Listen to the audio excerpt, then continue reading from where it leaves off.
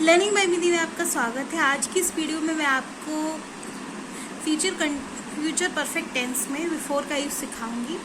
मैंने part 1 already upload कर दिया है, जिस पार्ट में हमने इंटेरोगेटिव सेंटेंस तक सीखा है। फ्यूचर परफेक्ट का इंटेरोगेटिव सेंटेंस तक हमने बिफोर का यूज़ सीखा है उसमें। अब इस वीडियो में हम सीखेंगे कि जो हमारे पास क्वेश्चन वर्ड है उनमें हम किस तरीके से बिफोर का यूज़ करते हैं फ्यूचर परफेक्ट टेंस में। तो जब भी आपको इंटेरोगेटिव सेंटेंस में वाई, व्हेन, हाउ या व्हाट दिखाई दे तो हम बाकी की शुरुआत क्वेश्चन वर्ड से ही करेंगे। फिर बाकी रचना इसके लिए क्या रहेगी? बाकी रचना इसके लिए रहेगी व्हेन, वाई, जो भी आपको क्वेश्चन वर्ड है सबसे पहले आप उसको लिखेंगे। फिर आप लिखेंगे विल या सेल।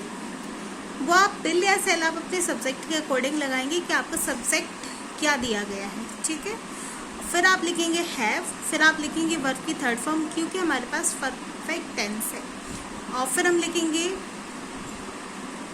ऑब्जेक्ट और फिर एडवर्बियल एडजेक्ट्स। फिर हम लिखेंगे बिफोर, और बिफोर के बाद जो भी सब्जेक्ट दिया गया है वो।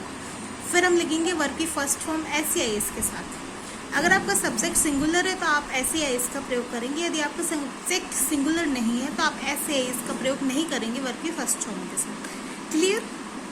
अब हमारे पास कुछ एग्जाम्पल है, हम उसके थ्रू समझेंगे। तो बिफोर की उसमें मैंने आपको बताया था कि आपको 2 सेंटेंस दिए जाते हैं। उसमें आपका एक रहता है फ्यूचर परफेक्ट टेंस, दूसरा आपका रहता है प्रेजेंट इंडेफिनिट टेंस, ठीक है। तो फ्यूचर परफेक्ट टेंस की पहचान मैंने आपको बताई थी कि यदि आपको बाकी के अंत में चुका होगा, चुकी होंगे, कर लिया होगा, कर चुके होंगे, ये सब दिखाई दी तो वहाँ पर हमारे पास फ्यूचर परफेक्ट टेंस होगा, ठीक है। अब सबसे पहले हमें दोनों वाक्यों को अलग अलग करना है, ठीक है। तो सबसे पहले हम इस वाक्य को तुम कैसे पहुंच जाओगे, हमारे पास हो गया future perfect tense. How will you have reached at station before the train leaves, ठीक है। अब सेकेंड हमारे पास है कि घंटी बजने से पहले तुम स्कूल कैसे पहुंच जाओगे।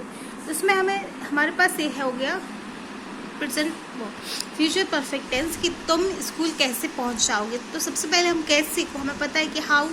तो हाउ मैंने आपको बताया था, जब भी आपके पास यू दिया गया हो तो आप विल हैव का प्रयोग करेंगे, ठीक है। तो how will you have reached. अब हमने इसमें वर्ब की फर्स्ट फॉर्म के साथ ईडी लगाया है, क्योंकि हमारे पास हमको थर्ड फॉर्म का यूज़ करना है। तो हमारे पास रीच की थर्ड फॉर्म होती है reached the school before the bell rings, ठीक है। अब हमने सेकंड वाक्य का हमारे पास कर्ता घंटी दिया गया है और घंटी हमारे पास सिंगुलर है, तो इसलिए हम वर्ब की फर्स्ट फॉर्म के साथ एस या एस का प्रयोग करेंगे, ठीक है। हमने रिंग के साथ एस का प्रयोग किया है और साथ में हम क्वेश्चन मार्क जरूर लगाएंगे, ठीक है। फिर हमारे पास थर्ड जो है एग्जाम्पल कि मेरे यहाँ आने से पहले तो मुझे तार क्यों दिया गया होगा। तो आपको बनाना है कि मुझे तार क्यों दिया गया होगा। Why will buyer have giving to me before I reach here, ठीक है, साथ में क्वेश्चन मार्क। लास्ट हमारे पास रहेगा तुम अपने पिताजी के आने से पहले दिल्ली कैसे चले जाओगे। तो हम बनाएंगे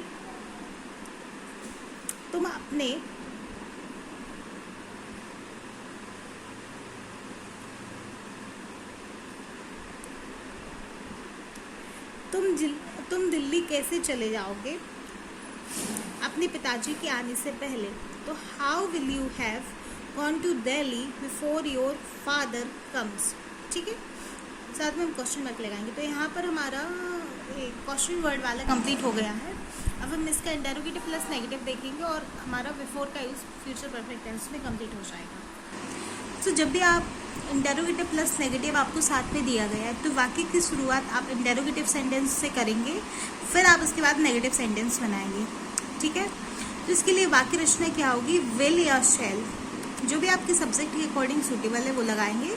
फिर उसके बाद आप नॉट हैव का प्रयोग करेंगे, वर्ब की थर्ड फॉर्म लगाएंगे। फिर यदि आपके पास कोई ऑब्जेक्ट दिया गया है तो आप वो लिखेंगे। एडवर्बियल एडजेक्ट्स दिए गए हैं तो वो लिखेंगे। बिफोर के बाद आप सब्जेक्ट लिखेंगे। सब्जेक्ट आपका सिंगुलर है, एस या एस का प्रयोग वर्ब की फर्स्ट फॉर्म के साथ होगा। अगर नहीं है तो ऐसे आई इसका प्रयोग नहीं होगा, ठीक है, प्लूरल है अगर। जैसे कि हमारे पास है कि क्या तुम्हारे बाहर जाने से पहले वर्षा नहीं रुक चुकी होगी, तो इसका हम बनाएंगे क्या वर्षा नहीं रुक चुकी होगी तुम्हारे बाहर जाने से पहले, तो will the rain not have stopped before you go outside या गो आउट, ठीक है। साथ में हम क्वेश्चन मार्क लगाएंगे। जैसे हमारे पास है क्या सूरज छिपने से पहले तुम भोजन नहीं कर चुके होगे, तो क्या तुम भोजन नहीं कर चुके होगे सूरज छिपने से पहले, तो will you not have it taken food before the sun sets. Last हमारे पास है कि क्या रात्रि होने से पहले किसान खेत नहीं जोत चुकेगा, तो will the farmer not have ploughed the field before the night falls, ठीक है। तो आज की वीडियो में बस इतना ही रहेगा। Thank you for watching, like share and subscribe to my channel. Enjoy your videos. I hope आपको सारा कुछ क्लियर हो गया हो, और ओके बाय।